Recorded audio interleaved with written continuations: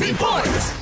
Tatlong pabrika ng sigarilyo sa lalawigan ng Pampanga ang iniulat na inabandona matapos ang pinaigting na operasyon ng pamahalaan laban sa iligal na paggawa at pagbebenta ng sigarilyo. Ayon sa mga otoridad, iniwan ng mga operators ang mga pasilidad sa magkakaiwalay na lugar sa lalawigan kasunod ng serye ng pagsalakay at inspeksyon na isinagawa ng mga law enforcement agency. Sa hiwalay na payag, sinabi ni John Vic Remulla na bunga ito ng mas pinaigting na kampanya ng pamahalaan kontra malawakang operasyon ng iligal na sigarilyo sa Central Luzon. Kabilang sa mga lugar na una ng sinalakay ay ang bodega at pasilidad sa San Simon, Mexico at San Fernando, Pampanga kung saan nakumpiska ang milyon-milyong pisong halaga ng mga peking sigarilyo at mga kagamitan sa produksyon. Patuloy naman nagsasagawa ng investigasyon mga otoridad upang matukoy ang mga nasa likod ng operasyon at posibleng ugnayan ng mga inabandonang pabrika sa iba pang iligal na aktibidad sa rehiyon. Tiniyak ng DILG o Department of the Interior and Local Government na hindi titigil ang kanilang operasyon hanggang tuluyang mapasara ang lahat ng iligal na paggawa ng sigarilyo sa bansa. Kasama mo Central Luzon, Radyoman Mike Sigaral, Tatak, RMN.